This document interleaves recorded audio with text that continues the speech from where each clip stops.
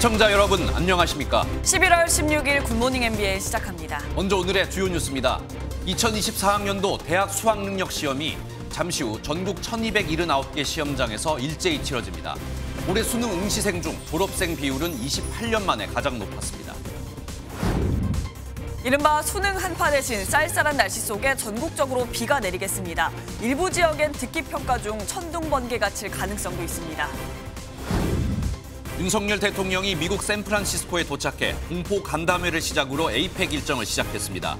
미중 정상은 지금 이 시간 정상회담을 진행하고 있습니다. 서울 서부간선도로를 달리던 승합차가 앞선 차량을 들이받고 중앙분리대를 넘어 반대편 차량을 다시 추돌해 13명이 병원으로 이송됐습니다. 경기도 이천의 한 상가주택에서는 화재가 발생해 2명이 부상을 당했습니다. 정부가 경기도 구리와 오산, 용인, 충북 청주와 제주에 8만 가구 규모의 신규 택지를 조성합니다. 2027년쯤 사전 청약이 가능할 전망입니다. 이스라엘군이 가자지구 최대 병원을 급습해 하마스의 작전본부를 발견했다며 영상을 공개했습니다. 병원 공격을 두고 세계보건기구를 비롯한 국제사회의 비난이 빗발치고 있습니다. 오늘은 대학 수학능력 시험 수능이 치러지는 날입니다. 수험생과 가족들 모두 많이 떨리고 긴장되실 텐데요. 자신감을 갖고 그동안 갈고 닦은 실력 발휘하시길 저희도 함께 기원하겠습니다. 수험생들은 잠시 후인 오전 8시 10분까지 입시를 완료해야 합니다. 서울 용산고등학교에 나가 있는 취재기자 연결해 보겠습니다. 강서영 기자, 후배들의 응원이 벌써 시작된 것 같습니다. 현장 분위기 전해주시죠. 네, 보시는 것처럼 시험장 앞은 선배들의 수능 대박을 기원하는 후배들의 응원이 시작됐습니다. 다양한 피켓 사이로 응원 소리가 울려 퍼지면서 확실히 힘찬 분위기를 느낄 수 있는데요. 오늘 시험을 치르는 선배들을 향한 후배들의 응원 한번 들어보겠습니다. 준비 시작! 선배님들 수능만점 가자! 대한민국 화이팅! 네, 수험생들 좋은 기운 받아갔으면 좋겠습니다. 네, 좋은 기운 잘 전달되리라 저희도 믿어보겠습니다. 그런데 올해 수능에서 졸업생 비율이 높다고 하던데요. 이 부분도 한번 전해주시죠. 올해 수능 응시생은 50만 4천여 명으로 지난해보다 3,400여 명 줄었습니다. 이 중 졸업생 비율이 35%를 넘겨 28년 만에 최고치를 기록했는데요. 킬러 문항이라고 불리는 초고난도 문항이 배제된 것, 그리고 의대 열풍 등의 영향으로 보입니다. 오늘 수능은 제가 나와 있는 이곳 용산고등학교를 비롯해 전국 84개 시험지구 1,200여 개 시험장에서 치러집니다. 네, 수험생들의 입실 완료 시간까지 이제 약 1시간 정도 남은 것 같은데 유의해야 할 내용은 없을지 마지막으로 짚어보겠습니다. 네, 올해부터는 방역 기준이 완화되면서 코로나 확진자와 유증상자도 일반 수험생과 같은 교실에서 시험을 치렀는데요. 확진자나 유증상자에게는 마스크가 권고되고 있으니 몸 상태를 살펴 마스크를 챙기는 게 좋겠습니다. 그리고 무엇보다 휴대전화나 스마트워치 등 전자기기를 가져오진 않았는지 꼭 확인해야 하는데요.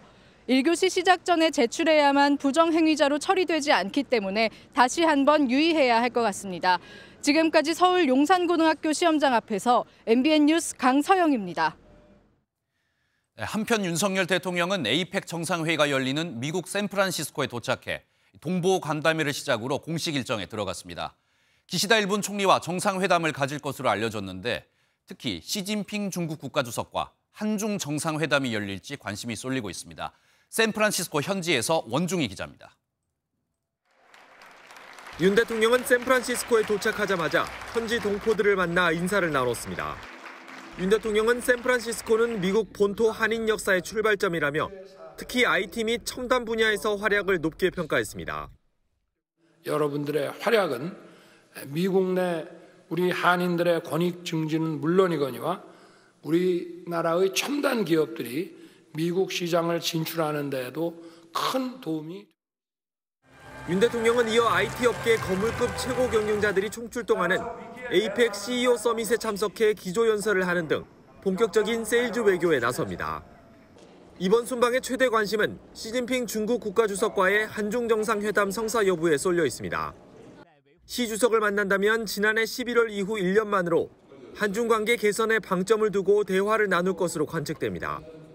윤 대통령은 기시다 일본 총리와도 정상회담을 가질 것으로 알려졌는데 두 정상은 이와 별개로 현지 시간 17일 스탠퍼드대 좌담회에 함께 참석해 첨단 기술 협력을 주제로 대화를 나눌 예정입니다. 윤 대통령은 미국 주최 에이펙 환영 리셉션에 참석하고 첨단 분야 한인 미래 세대들과 만나는 것으로 방미 첫날 일정을 마무리합니다. 샌프란시스코에서 MBN 뉴스 원중입니다. 바이든 미국 대통령과 시진핑 중국 국가주석은 에이펙이 열리는 샌프란시스코 인근에서 만났습니다. 미국과 중국, 양국 정상은 관계 개선과 관련해 모든 현안을 논의 중입니다. 워싱턴 특파원 연결해 보겠습니다. 최종락 특파원. 네, 워싱턴입니다. 네, 바이든 대통령과 시진핑 주석의 미중 정상회담 지금도 진행 중입니까?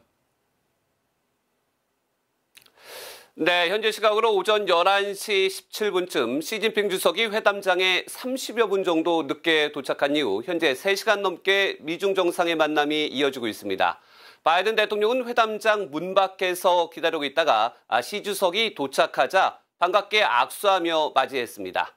현재 두 개의 전쟁이 진행 중인 격동의 국제 정세 속에서 미중 정상이 얼굴을 맞댄 것은 지난 발리 회담 이후 1년 만입니다.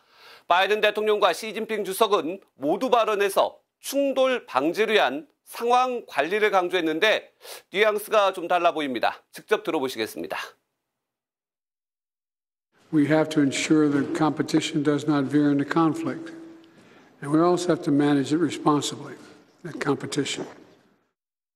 It is unrealistic for one side to remodel the other, and conflict and confrontation has unbearable consequences for both sides. 네, 미국과 중국, 양국 정상의 만남에 전 세계의 눈이 쏠리는 것 같습니다. 미중 정상회담 결과에는 조금 어떤 내용이 담길 것으로 예상이 됩니까? 아직 발표되지 않았는데 잠시 후 회담 결과를 담은 대언론 발표문을 낼 것으로 예상되며 바이든 대통령은 기자회견을 통해 직접 결과를 설명할 예정입니다. 양 정상은 친교 시간을 거쳐 양자 관계 현황과 이스라엘 하마스 전쟁, 우크라이나 전쟁, 북러 군사 협력 등에 대해 예상으로는 4시간 정도 논의할 것으로 알려졌습니다. 또한 인권 문제, 대만 해협, 반도체 장비 수출 통제 등 민감한 상황 등에 대해서도 의견 교환이 있었을 것으로 예상됩니다. 양측 모두 최근 몇 년간 신냉전으로 불릴 정도로 가열된 미중 간의 경쟁 구도가 충돌로 비화하지 않도록 관계 개선의 필요성에는 공감대를 형성할 것으로 전망됩니다. 특히 지난해 8월 낸시 펠로시 미 하원 의장이 대만 방문 이후 단절된 양국 간 통신 채널을 복원할지에도 관심이 쏠리고 있습니다. 하지만 이번 만남으로 미중 관계가 바로 개선되기에는 이르다는 평가 아직은 많습니다. 한편 시 주석은 오늘 만찬을 시작으로 이틀간 일론 머스크 테슬라 CEO 등 미국 기업 대표들을 만나 중국 투자 세일즈에도 나설 예정입니다. 지금까지 워싱턴에서 전해드렸습니다. 북한이 어제 신형 중거리 탄도미사일용 고체 연료 엔진 시험을 성공적으로 진행했다고 밝혔습니다. 당장 18일인 미사일 공업절을 전후로 신형 고체 연료를 이용한 중거리 탄도미사일 발사 도발에 나설 가능성도 있습니다. 최종 성공하게 되면 괌 등 미군 기지에 대한 기습 공격 능력도 갖추게 됩니다. 김태희 기자의 보도입니다. 지상 연소 시험 장비가 수평으로 놓여 있고 화염이 거대한 연기와 함께 뿜어져 나옵니다. 북한이 공개한 고체 추진체 실험 장면입니다. 북한 관영 매체 조선중앙통신은 신형 중거리 탄도 미사일용 고체 연료 1단 엔진의 첫 지상 분출 시험을 11월 11일에 2단 엔진은 14일에 진행했다고 보도했습니다. 매체는 이번 시험에서 대단히 만족스러운 결과를 얻었다고 전했습니다. 북한이 신형 중거리 탄도미사일에 사용할 고체 연료 엔진 시험에 성공했다고 밝힌 건 괌 등에 있는 미군 기지에 대한 기습 공격 능력을 과시하려는 의도로 보입니다. 전문가들은 재정 후 처음으로 맞이하는 18일 미사일 공업절의 도발 가능성이 크다고 전망합니다. 18일 그날이 이제 미사일 공업절로 지정한 날인데 김주의 공식 등장 1주년이 되는 날입니다. 북한은 18일 이전에 신형 고체 연료 IRBM을 시험 발사하려. 북한의 도발 위험이 커지면서 한미는 확장 억제 행동에 나섰습니다. 어제 미 공군 B-52H 전략 폭격기가 한 달 만에 한반도 상공에 전개됐고 다음 달에는 미 해군 핵추진 항모 칼빈슨이 입항할 예정입니다. 미국이 한국의 탄도 순항 미사일을 요격할 수 있는 SM-6 요격 미사일을 판매하기로 잠정 승인하면서 북한 미사일에 대한 대응 능력도 한층 강화될 전망입니다. MBN 뉴스 김태희입니다. 인권 문제를 담당하는 유엔 총회 제3위원회가 북한의 인권 침해를 규탄하는 내용의 북한 인권 결의안을 19년 연속 통과시켰습니다. 이번 결의안에는 모든 회원국이 근본적인 강제 송환 금지 원칙을 존중할 것을 촉구한다는 내용이 담겼는데 최근 중국 내 탈북민을 강제로 북송한 사건을 반영한 표현으로 풀이됩니다. 결의안이 상정되자 김성추 유엔 북한 대사는 매년 조작된 내용의 문서를 제출하는 건 미국의 도발이자 음모라고 항변했습니다. 어젯밤 서울 서부간선 도로를 달리던 차량 한 대가 앞서가던 차량을 들이받고 중앙분리대를 넘어 차량 4대가 파손되는 사고가 발생했습니다. 이 사고로 13명이 병원으로 이송됐습니다. 사건 사고 소식 정태진 기자입니다. 검은색 대형 승합차 한 대가 위태롭게 중앙분리대에 걸쳐 있습니다. 맞은편 차량은 형체를 알아볼 수 없을 정도로 심하게 찌그러졌고 소방대원들은 분주히 부상자들을 이송합니다. 어젯밤 10시 40분쯤 서울 금천구 서부간선도로를 달리던 차량이 앞서가던 차량을 들이받은 뒤 중앙분리대를 넘으며 차량 3대가 잇따라 부딪히는 사고가 발생했습니다. 사고 충격으로 빠진 타이어에 또 다른 차량이 부딪혀 파손되기도 했습니다. 차량에 타고 있던 우즈베키스탄 국적 8명을 포함해 총 13명이 병원으로 이송됐습니다. 이게 사건이 이제 추돌이 저 중앙선을 넘어가다 보니까 이제 좀 크게 돼서 그런 거예요.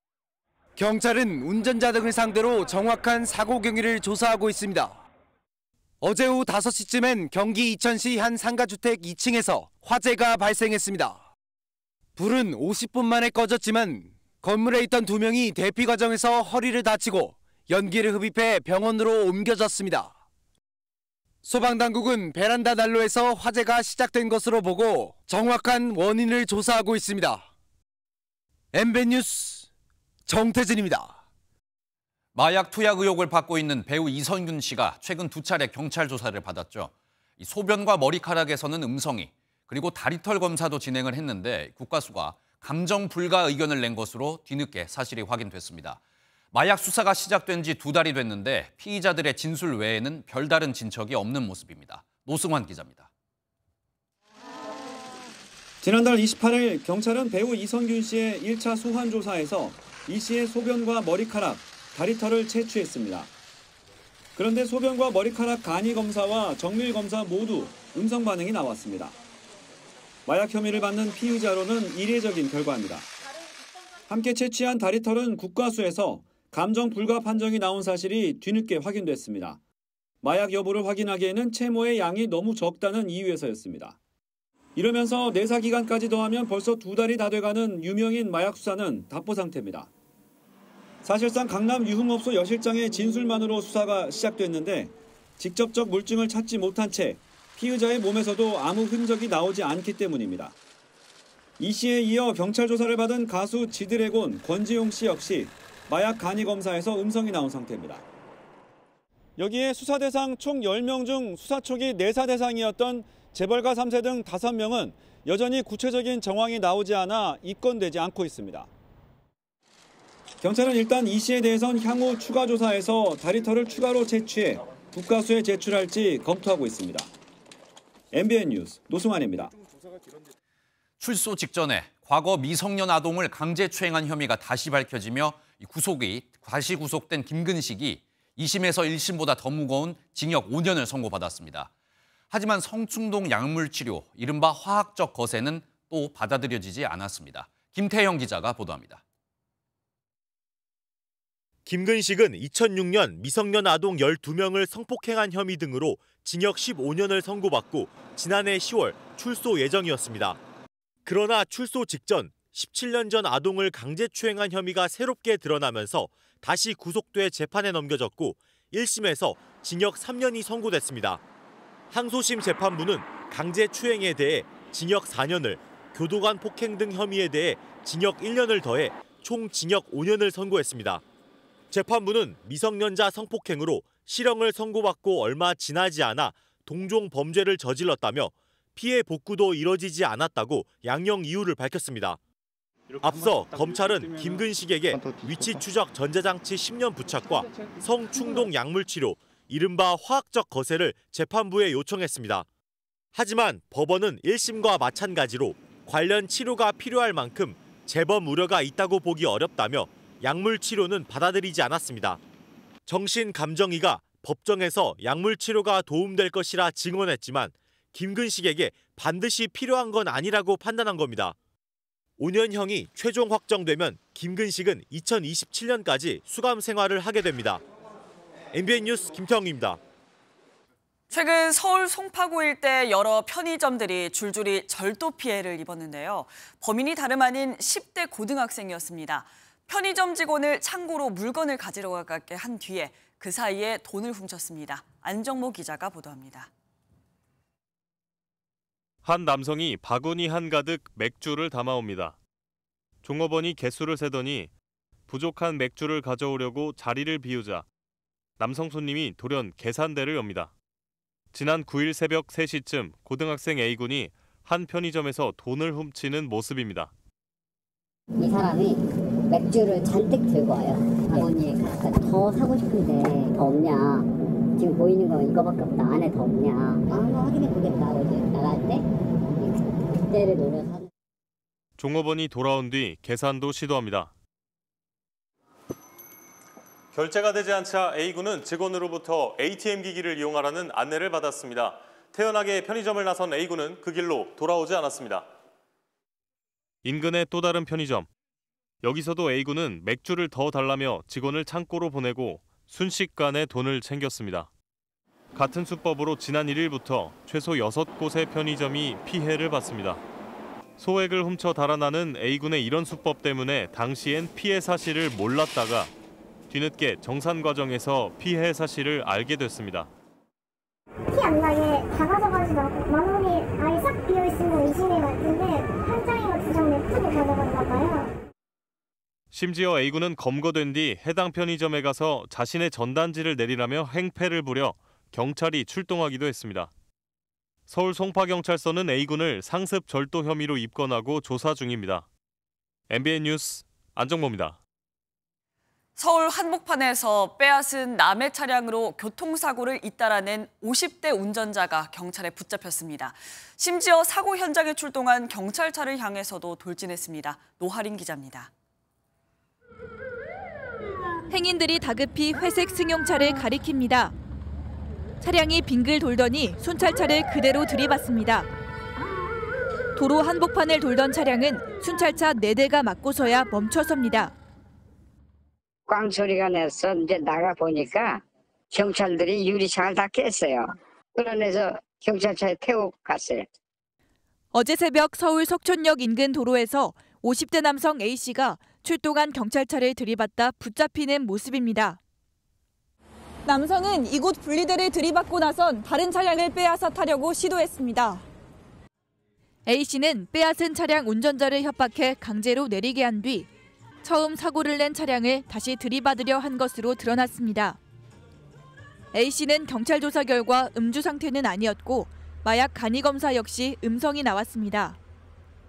경찰은 A씨에게 강도와 특수폭행, 특수공무집행방해 혐의를 적용해 조사하는 한편 조만간 국립과학수사연구원에 정밀감정을 의뢰할 예정입니다. MBN 뉴스 노하린입니다.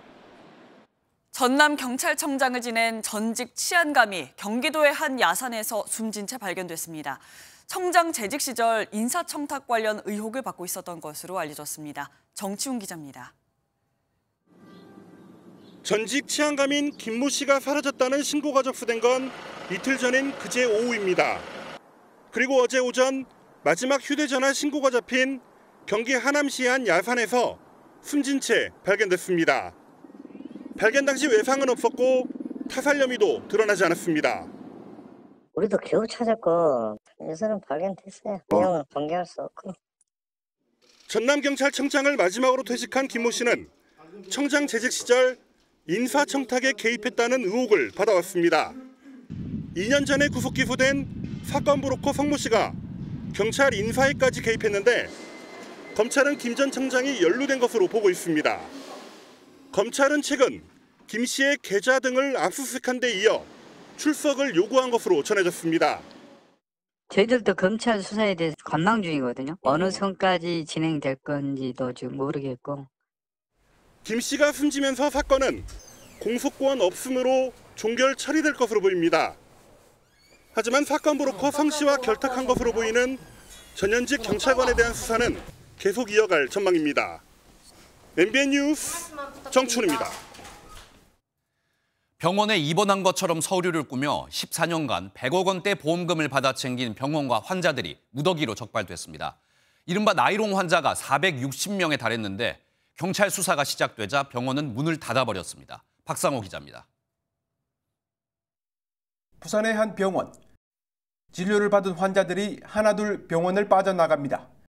서류상으론 병원에 입원한 환자들이지만 실제는 통원 치료만 받고 가는 겁니다.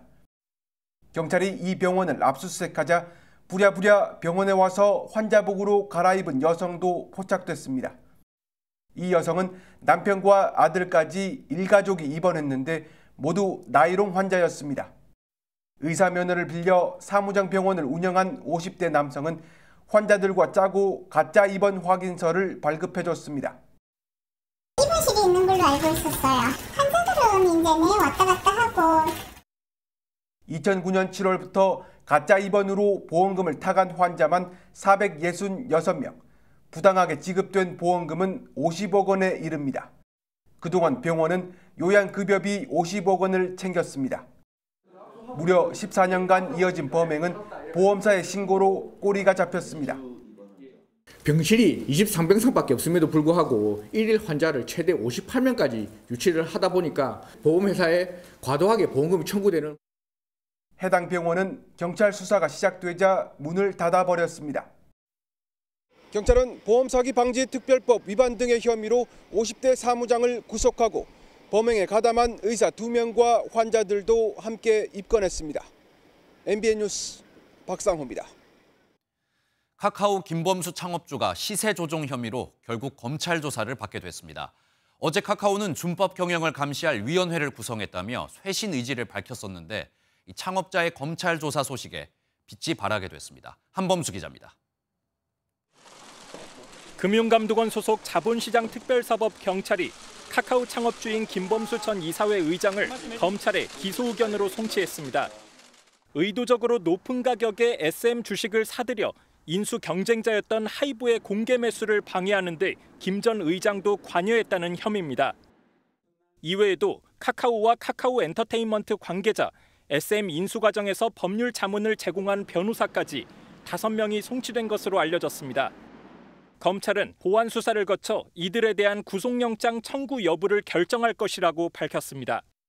카카오는 이번 김 전 의장 검찰 송치로 더 복잡한 상황에 놓이게 됐습니다. 김 전 의장이 매주 비상경영회의를 직접 주재하며 연말까지 쇄신안을 내겠다고 말했지만 검찰 수사 대응으로 차질이 빚어질 수 있습니다.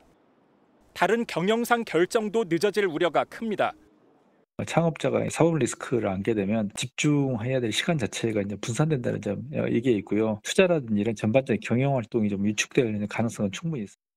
이런 가운데 카카오는 김소영 전 대법관을 위원장으로 하는 준법 윤리 경영을 외부에서 감시할 준법과 신뢰위원회 구성을 마쳤다고 밝혔습니다. MBN 뉴스 한범수입니다. 오늘 하루 중요한 일정을 소개해드리는 굿모닝 오늘입니다. 어떤 일정이 있는지 함께 살펴보겠습니다. 정부와 여당이 국회에서 당정협의회를 열고 불법 공매도 근절 방안과 공매도 금지 기간 연장 여부 등 후속 조치를 논의합니다. 국민의힘 유이동 정책위 의장과 정무위원, 이복현 금융감독원장, 김소영 금융위원회 부위원장, 거래소 관계자 등이 참석합니다. 메가시티 등 수도권 현안과 관련해 오세훈 서울시장과 김동연 경기도지사, 유정복 인천시장이 오늘 만납니다. 각 지방자치단체장은 경기도지자체 서울 편입, 교통카드 통합 문제, 수도권 매립지 등 다양한 현안을 논의할 예정입니다. 더불어민주당 비명계로 분류되는 이원욱, 김종민, 종천, 윤영찬 의원이 오늘 국회에서 기자회견을 열고 정치 모임 출범 배경과 운영 방향 등을 설명합니다. 혐오의 정치 원인을 분석하고 이재명 대표와 지도부에 당 쇄신과 혁신을 요구할 예정입니다. 국민의힘 혁신위가 당 지도부와 핵심 그룹에 이 불출마 또는 험지 출마 같은 희생을 요구했지만 2주째 침묵만 이어지며 기싸움이 펼쳐지고 있죠. 인류한 혁신위원장이 결국 윤석열 대통령으로부터 소신껏 하라는 메시지를 전해 들었다고 밝혔습니다. 윤 대통령이 자신에게 힘을 실어줬다는 사실을 밝히면서 윤심으로 압박 수위를 높이고 있습니다. 민지숙 기자입니다. 여당 핵심 의원들과 힘겨루기 중인 인요한 위원장이 윤석열 대통령 측 의중이라며 이렇게 말했습니다. 지금 하고 있는 거를 그냥 소신껏 생각껏 맡아서 임무를 좀 끝까지 그렇게 당에 우리가 필요한 거를 거침없이 해라. 이런 신호가 왔습니다. 대통령과의 면담을 요청했더니 직접 만남 대신 윤 대통령 측이 소신껏 하라는 신호를 보내왔다는 설명입니다. 당 일각에선 대통령실도 불출마 험지 출마 요구에 반발하는 당 지도부와 친윤 의원들의 결단을 우회적으로 촉구한 것이란 해석이 나옵니다. 하루 전 조기 해체설에 급발진 말라며 유감을 나타낸 김기현 대표는 다시 불편한 감정을 드러냈습니다. 총선은 종합예술작품입니다. 단편예술작품이 아니라 종합예술작품인 만큼 당을 중심으로 지도부가 총선을 종합예술 차원에서 잘 지휘해 나갈. 당내 중진들도 혁신위의 속도 조절을 언급하며 불쾌감을 나타냈습니다. 누가 나오지 마라 나와라 이게 혁신이 아니고 당내 분열과 갈등을 일으키게 한다면 그게 과연 우리 내년 총선의 경쟁력에 도움이 되든지. 그럼에도 다음 달 초 정기국회 종료 시점엔 핵심 인사들이 어떤 형태로든 결단을 내리게 될 거란 관측이 이어지고 있습니다. MBN 뉴스 민지숙입니다. 이재명 더불어민주당 대표가 험지 출마 요구에 대해 침묵하는 사이 비명계에서 동반 험지 출마 제안까지 나오자 친명계가 일제히 엄호에 나섰습니다. 하지만 비명계에선 국민의힘으로 갈 수도 있다는 이야기까지 나오면서 내홍은 깊어지고 있습니다. 강영호 기자가 보도합니다. 당무 복귀 첫 현장으로 대전을 찾은 이재명 민주당 대표는 정부의 R&D 예산 삭감과 함께 여당이 추진하는 메가시티 서울을 비판하며 중언의 표심을 노렸습니다. 고향인 안동 출마 요구에 대해선 입을 닫았습니다. 대표님, 안동에 험지 출마하는 거는 좀 어떻게 합니까? 대신 친명계가 나섰습니다. 안민석 의원은 안동 출마가 총선에 무슨 도움이 될지 모르겠다고 했고 정성호 의원은 이 대표가 험지에 나서면 자신도 험지에 가겠다는 이원욱 의원의 이른바 동반 험지 출마 제안을 이렇게 깎아내렸습니다. 재산 10,000원 갖고 있는 사람이 1억 갖고 있는 사람한테 우리 전 재산 걸고서 내기하자. 똑같은 얘기죠. 하지만 이 대표에 대한 험지 출마 요구가 적절하다는 여론이 우세한 가운데 비명계는 압박 수위를 더 높였습니다. 국민의힘 입당 선택지까지 전부 다 열어놓고 계시는 건가요? 어느 가능성이든 배제하고 할 필요는 없죠.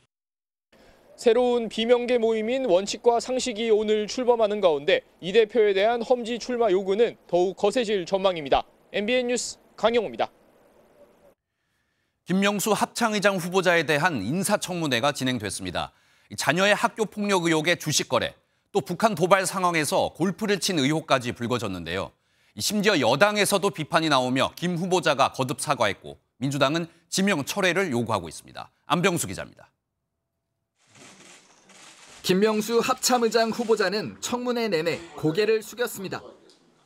자녀의 학교 폭력 문제뿐만 아니라 지난 2022년 북한 도발 당시 골프장을 방문하고 휴대전화로 주식 거래를 했다는 의혹 등으로 거센 비판을 받았던 탓입니다. 이 자리를 빌어 간단히 한 말씀 드리겠습니다. 자녀 학교 폭력과 관련해서는 먼저 관련 학생과 학부모님께 깊이 사죄드립니다. 더불어민주당은 이러한 이력이 윤석열 대통령에게 보고됐다면 대통령이 대국민 사과를 해야 한다며 거세게 몰아붙였고 중징계 대상이에요. 근데 어떻게 이 자리까지 오셨어요?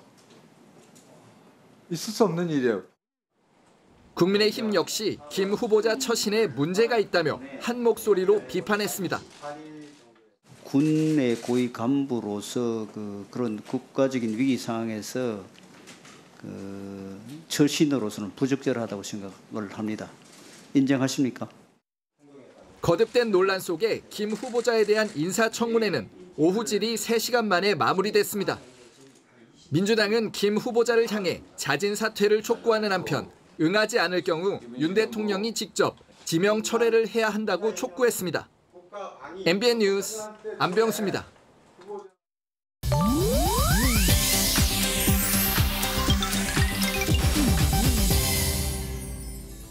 인터넷에서 화제가 되고 있는 소식들을 모아 전해드리는 인터넷 와글와글입니다. 그룹 세븐틴이 K-팝 가수 최초로 프랑스 파리에 있는 유네스코 본부 연단에 섰습니다. 유네스코 총회 기간 열리는 청년 포럼 스페셜 세션에 단독 연설을 하기 위해 참석한 건데요. 청년 간의 연대와 교육이 청년과 지구의 미래를 바꾼다란 주제로 연설을 했습니다. 멤버 승관과 준, 우지, 민규, 조슈아, 버논이 차례로 연단에 올라 그룹 세븐틴으로 함께하기까지의 과정과 배움 속에 꿈이 있다는 걸 경험했다는 메시지를 전달했습니다. 이후 공연 무대도 선보였는데요. 1000석이 넘는 좌석 가득 현장의 팬들이 환호성을 질러 세븐틴의 뜨거운 인기를 실감케 했습니다. 인도에서 영화 상영 중 관객들이 폭죽을 터뜨려 영화관이 아수라장이 됐습니다. 현지 시간 13일 인도 매체에 따르면 당시 상영관엔 영화계 스타 살만 칸의 영화를 보려고 많은 관객이 몰렸다는데요. 스크린에 칸의 모습이 나오자 몇몇 팬들이 공중으로 로켓 폭죽과 분수 폭죽 등 다양한 불꽃을 쏘아 올렸다고요. 펑펑 소리와 함께 영화관은 순식간에 불꽃과 연기로 뒤덮이는데요. 놀란 관객들의 탈출 소동이 벌어졌고 영화 상영은 급하게 중단됐습니다. 다행히 인명피해는 없었다고 하는데요. 영화의 주인공 살만 칸은 SNS에 직접 자제를 부탁하는 글을 올렸지만 사실 2년 전에도 같은 일이 있었다고요. 일부 극성 팬들로 인해 정말 큰일 날 뻔했습니다. 최근 SNS에 올라온 영상입니다. 베트남 북부 꽝린성의 한 도로에서 흰색 차량이 갑자기 빠른 속도로 후진을 하는데요. 무리하게 역주행을 하다가 다른 차량과 오토바이를 아슬아슬하게 비켜갑니다. 알고 보니 음주운전 중인 경찰의 단속을 보고 후진으로 도주를 한 거였습니다. 현지 매체에 따르면 교통경찰들이 정지하라는 신호를 보냈지만 운전자는 속도를 내며 도망쳤는데 추적에 나선 경찰이 4시간여 만에 남쪽 하이퐁시에서 차량과 운전자를 발견해 체포했다고 하네요. 조사 결과 간이 검사에서 술과 마약 반응이 나오진 않았다는데요. 운전자의 위험한 행동에 누리꾼들의 분노가 이어지고 있습니다. 인터넷 와글와글이었습니다. 이스라엘군이 가자지구 최대 병원을 급습하고 하마스의 작전 본부를 발견했다며 관련 영상을 공개했습니다. 하지만 이번 병원 공격을 두고 국제사회의 비난이 이어지고 있는데 미국은 이스라엘의 단독 작전이라며 선을 그었습니다. 장동건 기자입니다. 이스라엘군이 급습한 가자지구 알시파 병원의 MRI 센터입니다. 건물 안 곳곳에서 군사 장비가 발견됩니다. There is an AK-47. There are cartridges, ammo. There are grenades in here, of course uniformed, and all of this was hidden very conveniently, secretly behind the MRI machine. 영상을 공개한 이스라엘군은 알시파 병원에서 하마스 작전본부의 존재를 확인했다며 이번 공격의 정당성을 강조했습니다. 현장에서 수거한 노트북 등을 분석하고 추가 정보 수집을 위해 병원 수색을 이어간다는 방침입니다. 세계보건기구 등 국제사회는 이스라엘군의 병원 급습을 일제히 맹비난했습니다. Israel's military incursion into Al-Shifa hospital in Gaza City is totally unacceptable. Hospitals are not battlegrounds. We are extremely worried for the safety of staff and patients. 이런 비난 때문인지 앞서 병원 공격을 승인한 듯한 발언을 내놓은 미국 백악관은 공격을 승인한 적 없고 이스라엘의 독자적 작전이라며 거리를 뒀습니다. 이런 가운데 유엔 안전보장이사회는 앞서 4차례 부결됐던 이스라엘과 하마스 간 교전 중단을 촉구하는 결의안을 채택했습니다. MBN 뉴스 장동건입니다.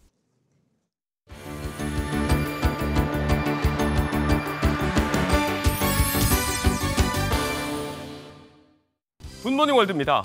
출산율은 줄고 반려동물은 늘고 가까운 일본의 사정 역시 우리와 크게 다르지 않은데요. 이런 변화에 아이들을 위한 전통의 풍습까지 바뀌고 있답니다. 과연 어떤 모습일까요? 일본 도쿄 인근 자마의 한 신사. 전통 의상 기모노 차림의 반려견들이 얌전히도 앉아 있는데요. 주인들은 이 의젓한 견공들을 카메라에 담느라 여념이 없습니다. 매년 11월 3세, 5세, 7세가 되는 어린이들의 성장을 축하하는 일본만의 풍습 시치고산. 최근 출산율이 급락하면서 이 전통을 강아지와 고양이 등 반려동물들이 대체하기 시작했습니다. 이들에게는 가족이나 다름없는 동물들의 성장을 축하하는 건데요. 멀리 히로시마에서부터 반려견들을 데리고 왔다는 한 주인. 반려동물 확대가 만들어낸 새로운 트렌드. 앞으로 신사를 찾는 동물도 점점 늘어날 거라고요. 로저 무어와 숀 코너리, 피어스 브로스넌, 다니엘 크레이그까지 수십 년간 사랑받아온 007 시리즈 제임스 본드가 스크린에 등장한 지 60년이 넘었습니다. 영국에서 그 기념 주화를 발행한다네요. 틀 안에 놓인 빈 동전들. 그 안을 채울 주인공이 누굴지 궁금증을 자아내는 가운데 007이란 숫자만이 선명합니다. 1962년 영화로 처음 만들어진 007 시리즈, 제임스 본드 탄생 60주년 기념주화 드립니다. 지난 수십 년간 관객들을 만나온 영화의 명장면들이 새겨질 거라는데요.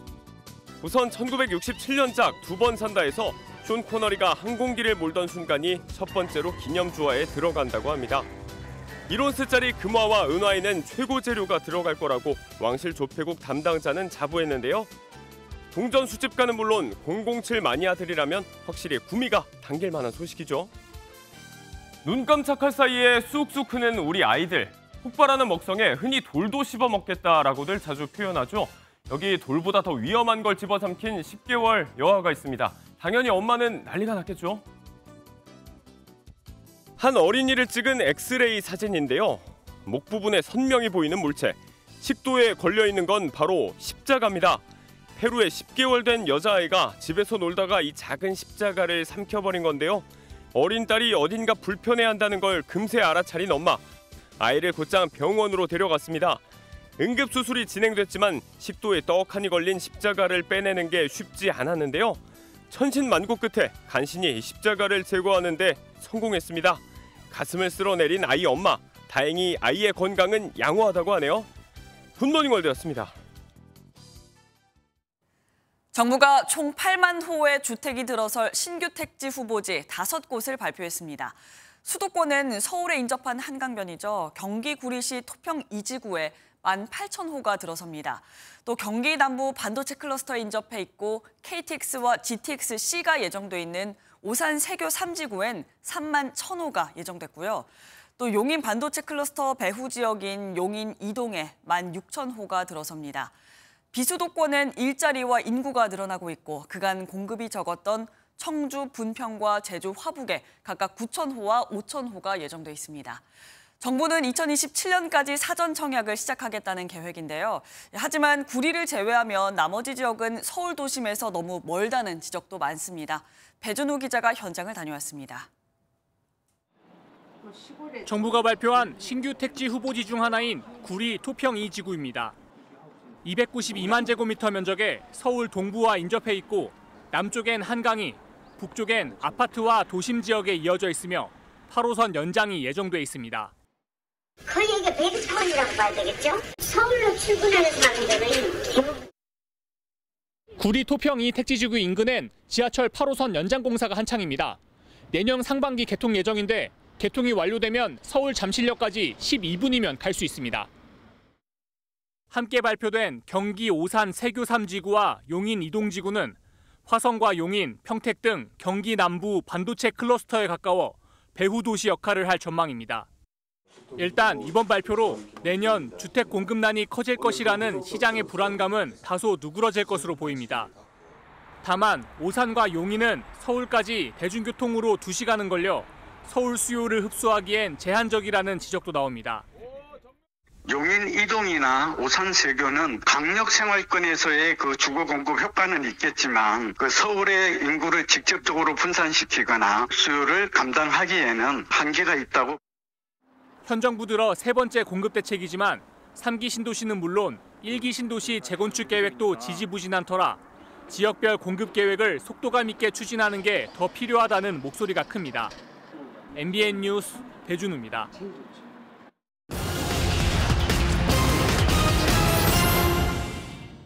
주택 매매 심리가 10개월 만에 꺾였습니다.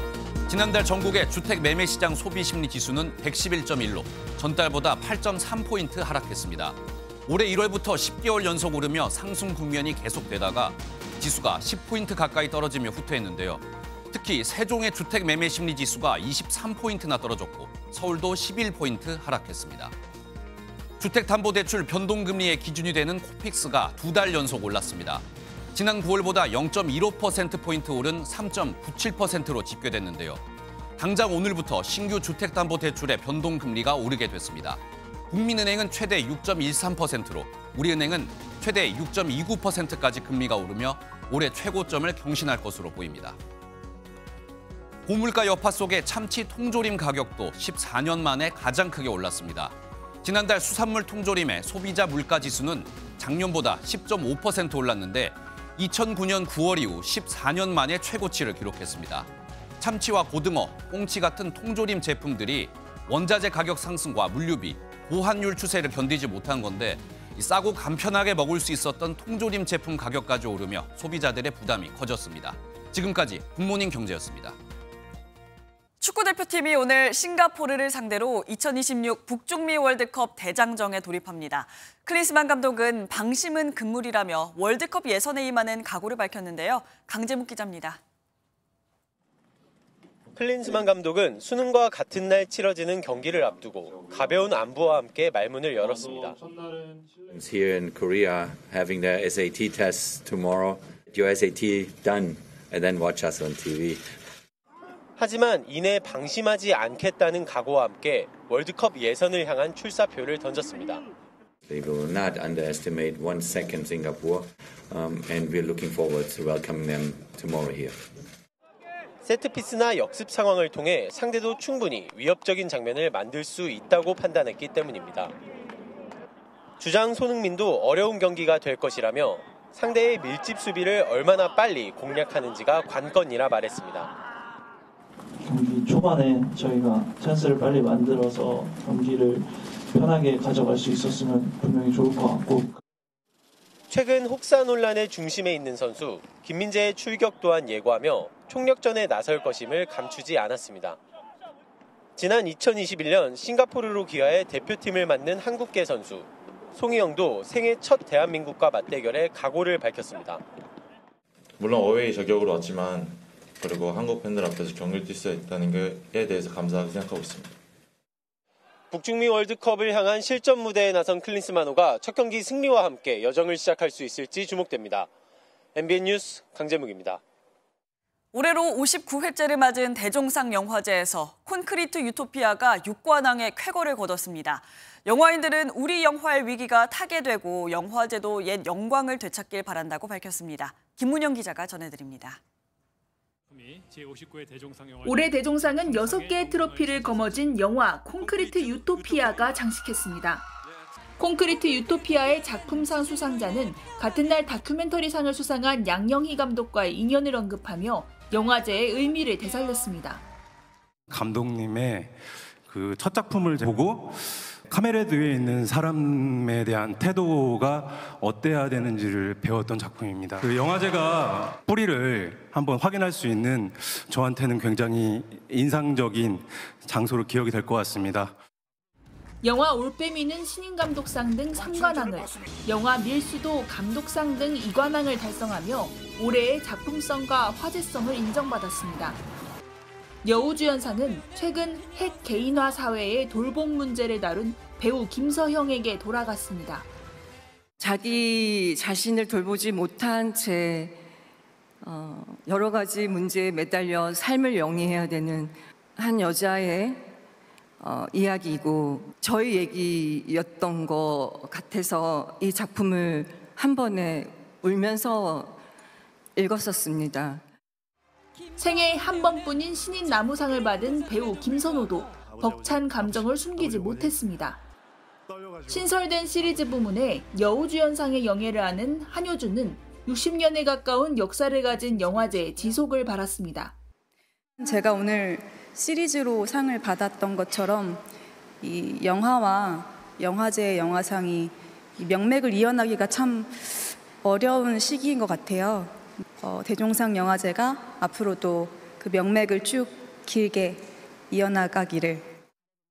26개 중 무려 11개 부문의 수상자가 영상소감 등으로 대체해 아쉬움이 남은 영화제. 올해는 공정성 문제를 만회해 납득할 만한 수상이 이뤄졌고 다양한 소외 분야를 아울렀다는 평가가 나오는 가운데 대종상 영화제가 우리 영화계의 최대 축제로 되살아날지 주목됩니다. MBN 뉴스 김문효입니다. 고려아연이 친환경 재련 기술을 집약한 올인원 니켈 재련소를 구심점으로 전기차 배터리 핵심 소재인 니켈 공급망에 나섭니다. 2차 전지 산업 특화단지로 지정된 울산에 들어서는 고려아연 캠코 올인원 니켈 재련소는 연간 42,600톤의 생산 규모로 그동안 수입에 의존해왔던 고순도 니켈을 니켈 함유량에 관계없이 다양한 원료를 한꺼번에 처리할 수 있는 세계 최초 올인원 니켈 재련소입니다. 수능일인 오늘 영하권의 입시 추위는 없겠지만 전국에 비가 내리겠습니다. 비는 차츰 중부 서해안을 시작으로 오전에는 서울 등 서쪽 지역에, 오후에는 그 밖에 전국으로 확대되겠고요. 저녁부터는 비가 소강 상태에 드는 곳이 많겠습니다. 예상되는 비의 양은 5에서 30mm로 많지 않겠지만 서쪽 지역을 중심으로는 돌풍과 함께 천둥, 번개가 치는 곳이 있어 주의하셔야겠습니다. 오늘 아침은 크게 춥지 않습니다. 현재 서울의 기온 6.8도로 어제보다 또 평년보다 높게 출발하고 있는데요.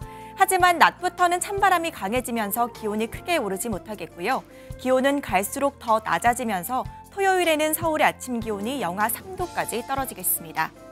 오늘 전국이 흐린 가운데 중서부와 경북 지역은 오전에, 호남과 제주도는 밤에 미세먼지 농도가 짙게 나타나겠습니다. 지역별 현재 기온 보겠습니다.